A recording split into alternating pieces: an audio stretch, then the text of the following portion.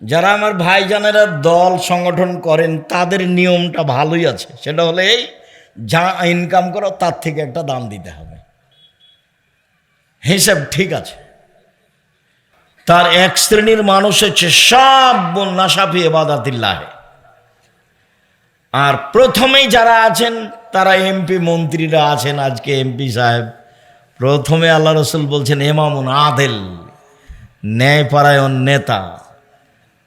যারা দায়িত্ব পালন করেন ন্যায় নিষ্ঠাভাবে তারা থাকবেন বিশেষ ছায়াতলে বিচারের মাঠে, তারা 1 নম্বরে আছে।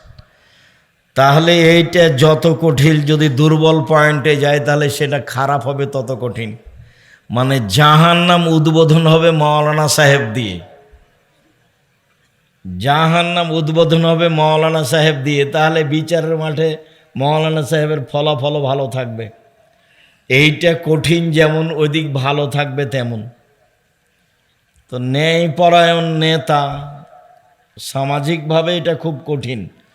রাসূল সাল্লাল্লাহু আলাইহি ওয়াসাল্লাম বলছেন মান উল্লিয়া ইসরাইলে ফাকাত জবাহ বেগের সিকিন, কাউকে যদি 2 জনের দায়িত্বশীল করা হয় তাহলে তাকে ছুরিবিহীন জবে করা হলো।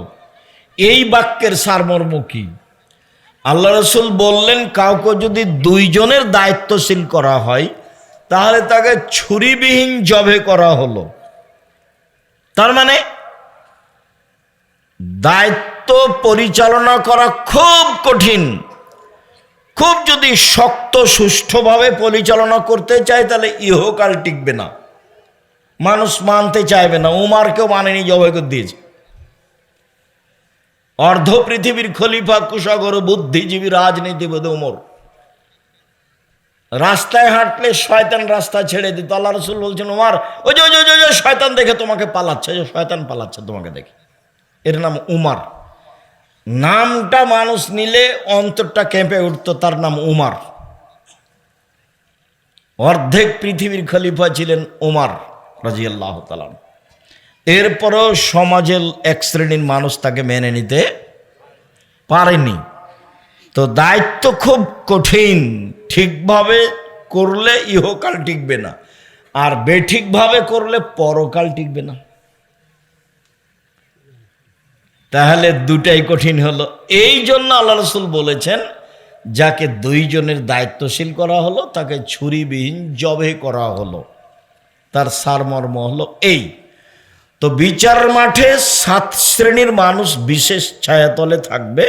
তার 1 শ্রেণীর মানুষ 1 নম্বরে রয়েছেন ইমামুন আদেল, ন্যায়পরায়ণ নেতা। আরেকটা কথা বারবার মাথায় আসছে, বলে রাখি। রাসূল সাল্লাল্লাহু আলাইহি ওয়াসাল্লাম বলছেন পৃথিবীর মানুষ, আমি 3টে বিষয় আশঙ্কা পোষণ করে গেলাম 3 শ্রেণীর মানুষের।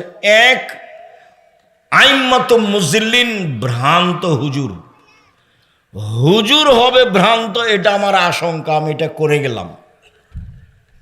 হুজুর ভুল পথে থাকবে। আল্লাহ রাসূল এক জায়গাতে বলছেন যে কুলুবহুম কুলুবু শায়াতিন ফি জুসমানে ইনসিন, হুজুরের অন্তর হবে শয়তানের অন্তর, হুজুরকে দেখতে লাগবে মানুষ।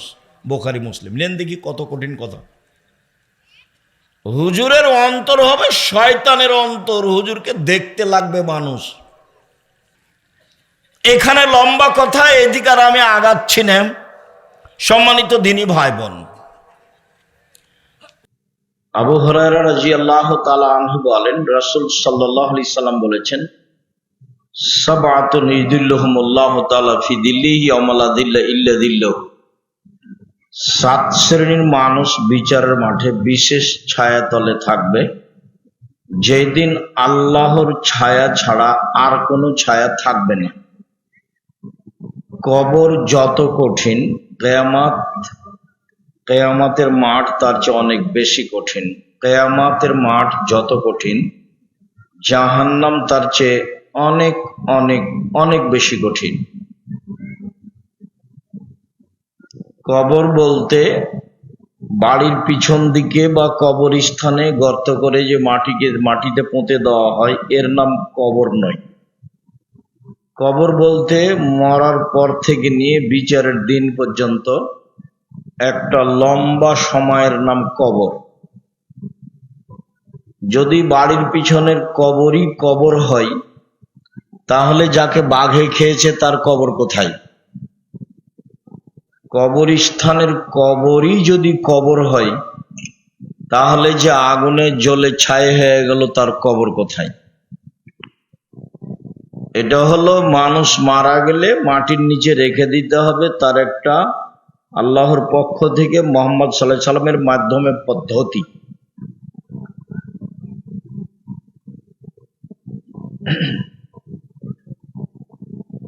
কবরে মানুষকে জিজ্ঞাসা করা হবে তার কর্মনীতি নিয়ে, এবং যারা জিজ্ঞাসা করবেন তাদের আকৃতি হবে ভয়াবহ। উত্তরে যদি ঠিক অবস্থা না আসে, তাহলে যারা মারবেন পিটাবেন তাদের কোনোদিন ক্লান্তি আসবে না। প্রথম বাড়ি যেভাবে মারবেন, বিচারের দিন যখন মানুষ উঠবে সেই বাড়ি ওই মাপেরই হবে। যারা মারে তারা খায় না, তাদের মানবিক ক্ষমতা নেই, তাদের ভিন্ন ক্ষমতা, তাদের পেশাব পায়খানা নেই, তাদের শরীরে কোনোদিন ক্লান্তি আসে না। তো এই মায়েরে কবরবাসী চিৎকার করে, তার চিৎকার শুনতে পায় সারা পৃথিবীর জীবজন্তু, কীট পতঙ্গ, পদার্থ, জড় পদার্থ সব, মানুষ আর জিন ব্যতীত। আপনাদের এখানে কবরে ওকে পিটানো হচ্ছে, ও চিল্লাচ্ছে, ওর চিৎকার শুনতে পাচ্ছে, একবার লন্ডন আমেরিকার শেষ প্রান্তে যা আছে সেও শুনতে পাচ্ছে। এটার নাম কবর। কবর যত কঠিন, কিয়ামত তার চেয়ে অনেক বেশি কঠিন। কিয়ামত যত কঠিন, জাহান্নাম তার চেয়ে অনেক অনেক অনেক বেশি কঠিন। কি দিয়ে বুঝায় আপনাকে আমি কিয়ামত কত কঠিন? রাসূল সাল্লাল্লাহু আলাইহি সাল্লাম বলছেন যে ইউহশারুন নাসু ইয়াউমাল কিয়ামাহ হুফাতান ওরা গোরলান, বিচারের মাঠে মানুষকে উলঙ্গ করে খালি পায়ে খাতনা মুসলমানি বিহীন একত্রিত করা হবে। কারো পরনে কাপড় থাকবে না, কারো খাতনা করা থাকবে না, এবং কারো পায়ে জুতা স্যান্ডেল থাকবে না। এইভাবে সব পুরুষ নারীকে একত্রিত করা হবে। কথাটা শুনে আয়েশা রাদিয়াল্লাহু তাআলা আনহা বললেন, আল্লাহ রাসূল, আর রিজাল ও নিসা জামিয়া ইয়ানজুর বাযুহুম ইলা বাযিন, এটা কেমন কথা হলো আল্লাহর নবী? তাহলে তো একজন আর একজনকে দেখবে, সবাই উলঙ্গ হয়ে থাকবে, এটা কেমন হয়ে গেল না? তখন আল্লাহ রাসূল বলছেন, আয়েশা, আল্লাহ আমরা আসাদ্দু মিন যালিকা ইয়ানজুর বাযুহুম ইলা বাযিন, সমস্যা এর চেয়ে অনেক অনেক অনেক বেশি জটিল, যে মানুষ একজন আর একজনকে দেখবে এরকম কোনো অনুভূতি থাকবে না, তার নাম কিয়ামতের মাঠ। এই কথা রাসূল সাল্লাল্লাহু আলাইহি সাল্লাম বলেন আয়েশা রাদিয়াল্লাহু আনহার কথার উত্তরে। অনেক সমস্যা বিচারের মাঠে, একটার পর একটা, একটার পর একটা, কত যে সমস্যা দাঁড়াবে।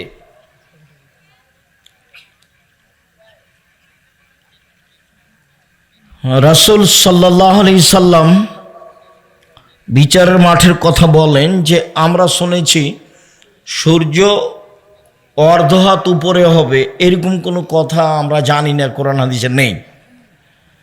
1 মাইল উপরে হবে সূর্য, কা মিকদারে মাইলিন, 1 মাইল উপরে হবে, বুখারী মুসলিমের হাদিস।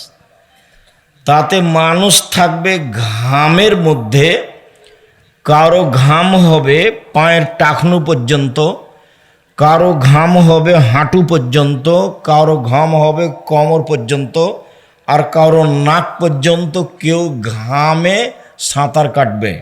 কি দিয়ে বুঝায় আপনাকে কিয়ামতের মাঠ কত কঠিন? বিচারের পদ্ধতি ভালো মানুষের জন্য সহজ। এক ওয়াক্ত সালাত আদায় করতে যত টাইম লাগে ধরেন 5 মিনিট, আর কবরে থাকার টাইম হলো বাসর রাতের সমান, 2-1 ঘন্টা। 5000 বছর আগে যে মারা গেছে সে যদি ভালো মানুষ হয় তো কিয়ামতের মাঠে যখন উঠবে তখন সে বলবে এখনই তো ঘুমালাম। তো কবরের সময়সীমা হলো বাসর রাতের সমান, আর বিচারের মাঠের বিচারের ভালো মানুষের জন্য সময়সীমা হলো 1 ওয়াক্ত ফরজ সালাত আদায়ের সমান। আর মানুষ যদি খারাপ হয় তাহলে কতদিন তা বলা যায় না। যারা জমি জোর করে দখল করে তাদেরকে জমি খনন করতে লাগানো হবে, 7টা জমিন খুঁড়ে যাবে, তারপরে তার কাঁধে তুলে দেওয়া হবে, তারপর জমিনটা নিয়ে ঘুরতে থাকবে। কতদিন ঘুরবে তা আল্লাহ ভালো জানে। একটা জমিনের মোটা পরিধি হচ্ছে 500 বছরের পথ, তাহলে 7টা জমিনের পরিধি মিললে 5-7 35 বছরের পথ। এই পথ ও খুঁড়ে নিচে যাবে, গেলে এইটা তার কাঁধে তুলে দেওয়া হবে, তারপর ও ঘুরবে। কতক্ষণ ঘুরবে আল্লাহ ভালো জানে। আর একদিন সমান হলো 50,000 বছর। যদি একদিন ঘুরতে হয় তাহলে 50,000 বছর, আর যদি 3 দিন ঘুরতে হয় তাহলে 1.5 লক্ষ বছর। কতদিন তার বিচার চলবে আল্লাহ ভালো জানে।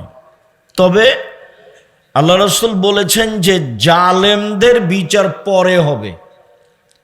যারা জোর করে জুলুম করে জমি দখল করে তারা জালেম, যারা বাড়ি দখল করে তারা জালেম, যারা মানুষের দোকানপাট দখল করে তারা জালেম, যারা মানুষকে জেল হাজতে দেয় তারা জালেম, যারা লুটতরাজ করে, দাগাবাজি করে, ধোকাবাজি করে, ফাঁকিবাজি করে, রাহাজানি করে, অন্যায় করে, অবিচার করে বেড়ায়, এরা সব জালেম।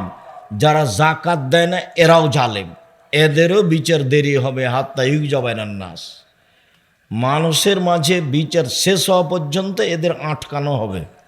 কতদিন আল্লাহ ভালো জানে। তো কি দিয়ে বুঝায় আপনাকে আমি কিয়ামতের মাঠ কত কঠিন? এই সময়ে 7 শ্রেণীর মানুষ বিশেষ ছায়াতলে থাকবে, মান সম্মান নিয়ে। আর মরার সময়তে মানুষ একটাই দাবি আল্লাহর কাছে করে, সব মানুষ পুরো নারী, সারা পৃথিবীর পুরুষ নারী, যে দাবিটা হলো এই, যখন জানে কবজ করার জন্য মালাকুল মউত চলে আসে তখন বলে লাউলা আখারতানি ইলা আজালিন করিব ফাসাদদাকা ওয়া আকুম মিনাস সালিহিন। একটু সময় দাও, দান করে ভালো মানুষ হবো। আল্লাহ একটু সময় দাও, দান করে ভালো মানুষ হবো। কেউ বলেনি যে আল্লাহ একটু সময় দাও, হজ করবো দিয়ে ভালো মানুষ হবো। কেউ বলেনি যে আল্লাহ একটু সময় দাও, 5 ওয়াক্ত সালাত আদায় করে ভালো মানুষ হবো। কেউ মরার সময় এই কথা বলে না। আল্লাহ বলছেন যে মরার সময় সবাই বলে একটু সময় দাও, দান করে ভালো মানুষ হবো, একটু সময় দাও, দান করে ভালো মানুষ হবো। তো আল্লাহ রাসূল মহিলাদেরকে বললেন, মহিলারা শোনো, দান করে জাহান্নাম থেকে বাঁচো। জাহান্নাম বলতে নারী আর নারী, জাহান্নাম বলতে নারী আর নারী। মদিনার মহিলারা মুখের উপরে কথা বলতেন। চট করে একজন মহিলা বলে বসলেন, অবেমা ইয়া রাসূলুল্লাহ, কেন কেন আমরা বেশি জাহান্নামে যাব? জাহান্নাম বলতে নারীকেই বুঝাই কেন? তখন তিনি 3টা কথা বললেন। উপস্থিত বৈঠক হল মুসলিম বোন, এই মেয়ে কথা বলছো কেন? যে কয়েকজন মহিলা বসে আছেন চুপ থাকেন, এদিকে খেয়াল করে থাকেন, কথা বলবেন না। আপনার কথা শুনতে আমরা আসিনি, ভদ্রতা বজায় রেখে চুপচাপ বসে থাকুন। যারা আসেনি তারা তো আসেনি, যারা গেছে তারা তো গেছে। সবাই কোরআন হাদিসের কথা শুনবে এটা পৃথিবী কোনোদিনই নয়, আগেও ছিল না, এখনো নেই। কেন? তখন এক বললেন তুকসির না লানা, তোমরা খুচরা কথা বলো বেশি, অপ্রয়োজনীয় কথা, বদনাম, গীবাত, অভিশাপ, ও ভালো ও খারাপ, ও ভালো ও খারাপ, ও এই সেই। মহিলা মানুষ খুচরা কথা বলে বেশি, এর স্বামী ওর স্বামী, এর ছেলে ওর ছেলে, যে পাড়ার মহিলা যেটা দেখেন, মানে একটা বলতেই থাকে। এক নম্বরে এইটা, এই জন্য জাহান্নামে যাওয়া। মুখখান বন্ধ রাখবেন, ভালো ছাড়া মুখ ব্যবহার করবেন না। দুই, তাকফুরনাল আশিরা, স্বামীকে মেনে চলো না। সেই জন্য আমি যেটা বলেছি সেটাই ঠিক, স্বামীকে মেনেই চলতে হবে, তিতা লাগলেও মিঠা লাগলেও। তার সাথে কথা বন্ধ করে, মাসের মাস কথা না বলে, মুখখান বাঁকা করে চলে, বিছানা ভিন্ন সংসার করা জায়েজ নয়। আব্দুর রাজ্জাক সাহেব, আপনি তো জানেন না আমার স্বামীর মুখখান কত খারাপ, আর মুখের দিকে আমার তাকাতে ইচ্ছা করে না। আমি বুঝলাম আপনি আমার দিনী বোন, আপনার কথা আমি বুঝি, কিন্তু শোনেন, মেনেই চলতে হবে, নইলে সংসার ত্যাগ করতে হবে। যেখানে আল্লাহ রসুল বলেছেন যে মহিলাদের জন্য জান্নাতের সব দরজা খোলা, যেটা দিয়ে ইচ্ছে সেটাতে ঢুকতে পারে, তখনও আল্লাহ রসুল চারটা কথা বলেছেন।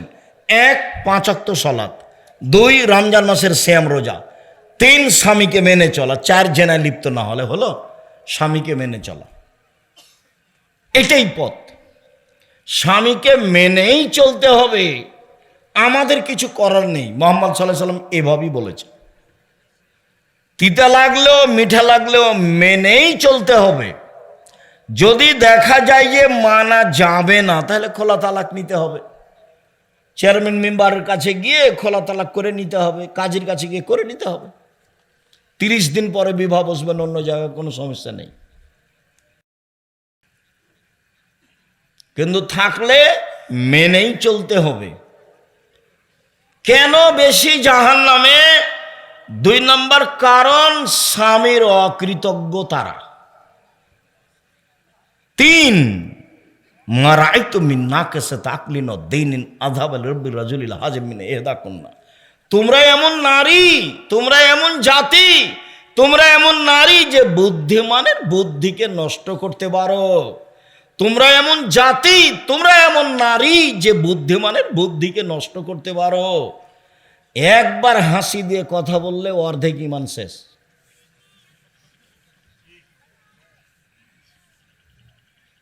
এই জন্য মহিলারা মোবাইলে কথা তেমন বলবেই না। আর আব্বার মোবাইলে রিং হচ্ছে হচ্ছে হচ্ছে হচ্ছে বারবার হচ্ছে, এরপরে যদি ধরে আসসালামু আলাইকুম, কে বলছিলেন? আমার আব্বা বাড়িতে নেই, অন্য সময় কথা বলিয়েন। এইভাবে কথা শেষ করতে হবে। ভাই কে বলছিলেন? তাহলে এর নাম্বারও ধরে রাখবে। তাহলে জাহান্নামের পথ। আমি দেখিনি তোমাদের চেয়ে কাউকে যে বুদ্ধিমানের বুদ্ধিকে নষ্ট করতে পারে। তোমরা এমন জাতি যে বুদ্ধিমানের বুদ্ধিকে নষ্ট করতে পারো। এই কথাটা আল্লাহ রসুল বলেছেন অন্য জায়গাতে এভাবে, মা তারাক্তু বাদি ফিতনাতান আযহারা লিরিজালিন নিসায়। আমার জীবনে আমি ছাড়িনি কোনো বস্তু যেটা পুরুষের জন্য বেশি বিপজ্জনক হতে পারে নারীদের চেয়ে। বুখারী মুসলিম।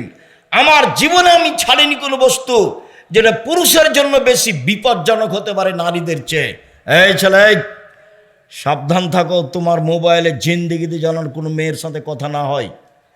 চাকরি হারাবে, মান সম্মান হারাবে, বংশমর্যাদা হারাবে, বিদ্যা হারাবে, সব হারিয়ে যাবে, রাস্তায় নিঃস্ব হয়ে নেমে যাবা। খুব সাবধান, নিজেকে কন্ট্রোল করে রাখার চেষ্টা করো। সম্মানিত দিনী ভাই বোন, বলছিলাম রাসূল সাল্লাল্লাহু আলাইহি সাল্লাম যা বললেন তাতে জাহান্নাম থেকে বাঁচার জন্য তিনি তিনটা কারণ তাদের উল্লেখ করলেন, তারা জাহান্নামে যাওয়ার তিনটা কারণ উল্লেখ করলেন। এই এলাকাতে মহিলারা ঈদের মাঠে যায় না, মহিলাদেরকে ঈদের মাঠে যেতে হবে এবং ব্যবস্থা করতে হবে, যেতেই হবে। উম্মু আতিয়া রাদিয়াল্লাহু তাআলা আনহা বলেন, উমিরনা নুখরিজাল হুইয়াজ আজাওয়াতিল খুদুর, আমাদের ঋতুবতী নারীকে এবং সব ধরনের মহিলাকে এবং যুবতীদেরকে ঈদের মাঠে যাওয়ার জন্য আদেশ করা হলো। তখন একজন মহিলা বলল, আল্লাহর নবী, এহেদানা লাইসালাহা জিলবাব, আমাদের কারো চাদর নেই যে, তাহলে কিভাবে ঈদের মাঠে যাবে? তখন আল্লাহ রসুল বলেন, লেতুল বেসা সাহেবাতহা মিন জিলবাবিহা, অন্য বান্ধবী অন্য মেয়ে যেন তাকে চাদর দেয়, অর্থাৎ চাদর চেয়ে নিয়ে যাবে। নিজের গায়ের চাদর যদি না থাকে তাহলে কার চাদর নিয়ে মাঠে যাবে? আর একজনের চাদর চেয়ে নিয়ে মাঠে যাবে। ভালো মহিলা তো ঈদের মাঠে যাবে, ঋতুবতী হায়েজ হয়েছে যাদের, তাদেরকে যেতে হবে, যেতেই হবে। ইয়াশহাদনা দাওয়াতুল মুসলিমিনা জামাতাহুম, তারা মুসলমানদের জামাতে উপস্থিত হবে, তাদের দুয়াতে উপস্থিত হবে। দোয়া মানে ঈদের মাঠে যে হাত তুলে দোয়া হয় সেটা নয়। দোয়া মানে ইউকাব্বিরনা মা'আন নাস, তারাও মানুষের সাথে বলবে আল্লাহু আকবার, আল্লাহু আকবার, লা ইলাহা ইল্লাল্লাহ, আল্লাহু আকবার, আল্লাহু আকবার, ওয়ালিল্লাহিল হামদ, আল্লাহু আকবার, আল্লাহু আকবার, লা ইলাহা ইল্লাল্লাহ, আল্লাহু আকবার, আল্লাহু আকবার, ওয়ালিল্লাহিল হামদ। মহিলারা বলবে এবং ইমামের বক্তব্য শুনবে। ইমামকেও বিষয়ের উপর একটা সুন্দর করে বক্তব্য সাজিয়ে মানুষের সামনে বলতে হবে। খালি ট্যাঁটু করে কথা শেষ করা ঠিক হবে না। এটা সুন্দর বিষয় বাছাই করে নিয়ে মানুষের সামনে সুন্দর করে বলতে হবে।